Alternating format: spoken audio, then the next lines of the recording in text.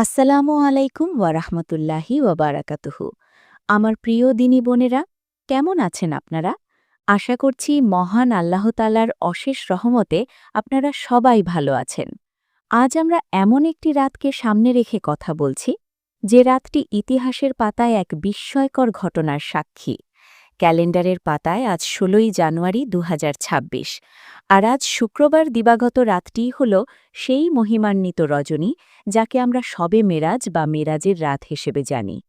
মেরাজ এলেই আমাদের সমাজের মা বোনদের মধ্যে এক অন্যরকম ধর্মীয় আবহ তৈরি হয়। আমরা অনেকেই নফল ইবাদত করতে চাই, রোজা রাখতে চাই, বিশেষ কিছু আমল করতে চাই।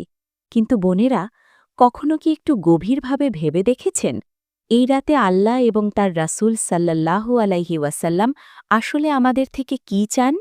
আমরা যা করছি তা কি সুন্নাহসম্মত, নাকি আবেগের বশবর্তী হয়ে আমরা এমন কিছু করছি যা আমাদের সওয়াবের বদলে গুনাহের দিকে নিয়ে যাচ্ছে? আজকের এই ভিডিওতে আমি আপনাদের সেই প্রশ্নেরই উত্তর দেবার চেষ্টা করব ইনশাল্লাহ। আমরা জানব শবে মেরাজ আসলে কি, হানাফি মাযহাব মতে এই রাতের আমলগুলো কেমন হওয়া উচিত, আর কোন কোন কাজগুলো স্রেফ কুসংস্কার।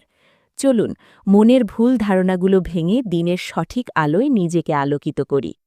শবে মেরাজ বা লাইলাতুল মেরাজ শব্দটি আমাদের সবার পরিচিত, কিন্তু এর গভীরতা কতটুকু? মেরাজ কোনো সাধারণ সফর ছিল না। এটি ছিল আমাদের প্রিয় নবী হযরত মুহাম্মদ সাল্লাল্লাহু আলাইহি ওয়াসাল্লামের জন্য আল্লাহ রব্বুল আলামিনের পক্ষ থেকে এক বিশেষ সান্ত্বনা ও সম্মানের সফর।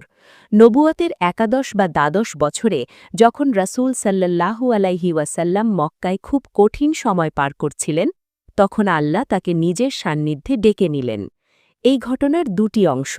প্রথমটি হল ইসরা, অর্থাৎ রাতের একাংশে মক্কার মসজিদুল হারাম থেকে ফিলিস্তিনের মসজিদুল আকসা পর্যন্ত সফর। আর দ্বিতীয়টি হল মেরাজ, অর্থাৎ মসজিদুল আকসা থেকে ৭ আসমান পাড়ি দিয়ে মহান আল্লাহর আরশ পর্যন্ত ঊর্ধ্বারোহণ।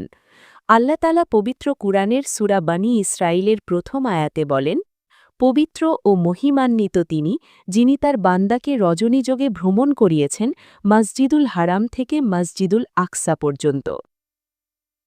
আমার প্রিয় বোনেরা, এই রাতে রাসূল সাল্লাল্লাহু আলাইহি ওয়াসাল্লাম জান্নাত ও জাহান্নাম স্বচক্ষে দেখেছেন, নবীদের ইমামতি করেছেন, আর সবচেয়ে বড় কথা, তিনি উম্মতের জন্য নিয়ে এসেছেন এক অমূল্য উপহার। কি সেই উপহার? তা হল ৫ ওয়াক্ত নামাজ। সুতরাং শবে মেরাজ মানে শুধু হালুয়া রুটি বা আলোকসজ্জার রাত নয়।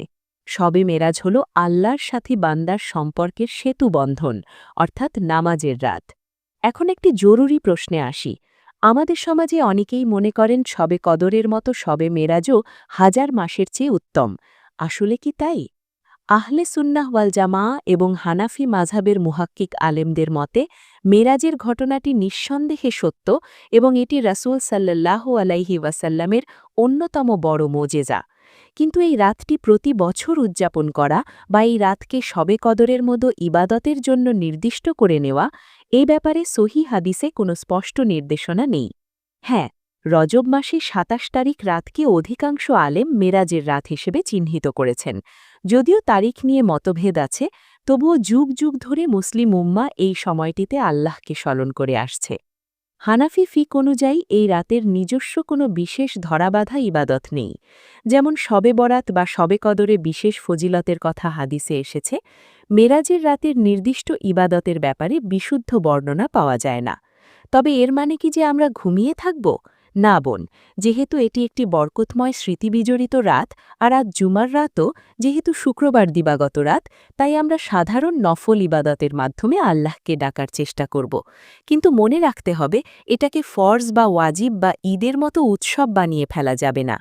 তাহলে আসুন জেনে নিই, একজন মুমিন নারী হিসেবে এই রাতে আমরা কি কি আমল করতে পারি, শরীয়তের সীমারেখার মধ্যে থেকে আমরা যা করতে পারি। ১. নফল নামাজ। আপনি এই রাতে যত ইচ্ছা নফল নামাজ পড়তে পারেন, তাহাজ্জুদের নামাজ পড়তে পারেন, সালাতুত তাসবিহ পড়তে পারেন। তবে মনে রাখবেন, এগুলো সাধারণ নফল নামাজ। এর জন্য বিশেষ কোনো সূরা বা বিশেষ কোনো নিয়ম নেই। ২. কোরআন তেলাওয়াত। কোরআন হল আল্লাহর কালাম। এই রাতে বেশি বেশি কোরআন তেলাওয়াত করুন। সূরা ইয়াসিন, সূরা মুলক বা কোরআনের যে কোনো স্থান থেকে তেলাওয়াত করতে পারেন। ৩. জিকির ও দরুদ পাঠ। আল্লাহর জিকির এবং রাসূল সাল্লাল্লাহু আলাইহি ওয়াসাল্লামের শানে দরুদ পাঠ করা অত্যন্ত উত্তম আমল। ইস্তিগফার করুন বেশি বেশি, কারণ আমরা গুনাহগার, আল্লাহর ক্ষমা আমাদের খুব প্রয়োজন। ৪. কাজা নামাজ। অনেকেরই জীবনে অনেক ওয়াক্ত নামাজ কাজা আছে। আপনারা চাইলে এই রাতে নফল নামাজের পরিবর্তে পেছনের কাজা নামাজগুলো আদায় করতে পারেন। হানাফি মাযহাবে নফলের চেয়ে কাজা নামাজ আদায় করা বেশি গুরুত্বপূর্ণ। ৫. দোয়া। সবশেষে আল্লাহর কাছে কায় মনোবাক্যে দোয়া করুন, নিজের জন্য, পরিবারের জন্য এবং পুরো মুসলিম উম্মার জন্য। বোন, একটা কথা খুব স্পষ্ট করে মনে রাখবেন, এই আমলগুলো আমরা করব আল্লাহর সন্তুষ্টির জন্য এবং সাধারণ নফল হিসেবে। মেরাজের রাতেই করতে হবে, না করলে গুনাহ হবে, এমন বিশ্বাস রাখা যাবে না। আমার প্রিয় বোন, মেরাজের রাতে রাসূল সাল্লাল্লাহু আলাইহি ওয়াসাল্লাম উম্মতের জন্য যে শ্রেষ্ঠ উপহারটি এনেছিলেন তা হল ৫ ওয়াক্ত নামাজ।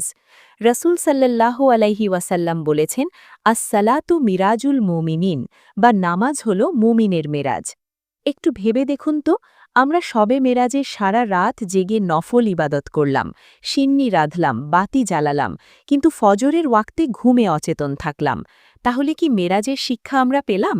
যে নবী সাল্লাল্লাহু আলাইহি ওয়াসাল্লাম আসমানে গিয়ে আমার আপনার জন্য আল্লাহ কাছে বারবার ধর্ণা দিয়ে ৫০ ওয়াক্ত থেকে কমিয়ে ৫ ওয়াক্ত নামাজ নিয়ে এলেন যাতে আমাদের কষ্ট না হয়, আমরা কি সেই নবীর ভালোবাসার প্রতিদান দিচ্ছি?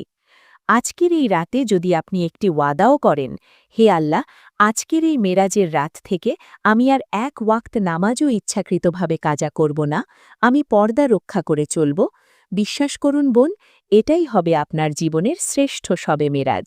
আসুন আমরা বিদআত ও কুসংস্কার মুক্ত হয়ে সহি সুন্নাহ অনুযায়ী আমল করি, আল্লাহ ও তার রাসূলের ভালোবাসায় সিক্ত হই। আসুন আমরা মোনাজাত করি, হে আমাদের রব, আমাদের ভুল ত্রুটিগুলো ক্ষমা করে দিন, আমাদের আমলগুলোকে রিয়া ও বিদাত থেকে পবিত্র রাখুন, আমাদের ৫ ওয়াক্ত নামাজের পাবন্দি বানিয়ে দিন। শবে মেরাজের সঠিক শিক্ষা, আল্লাহর দাসত্ব ও নামাজের গুরুত্ব আমাদের হৃদয়ে গেঁথে দিন। বিশ্বের সকল নির্যাতিত মুসলিম বোনদের হেফাজত করুন। আমিন। আজ এখানেই বিদায় নিচ্ছি। ভিডিওটি ভালো লাগলে আপনার পরিচিত বোনদের সাথে শেয়ার করে দ্বীনের প্রচারে শরিক হন। দেখা হবে আগামী ভিডিওতে। সেই পর্যন্ত আল্লাহ আপনাদের ঈমান ও আমলের সাথে ভালো রাখুন। আসসালামু আলাইকুম ওয়া রাহমাতুল্লাহি ওয়া বারাকাতুহু।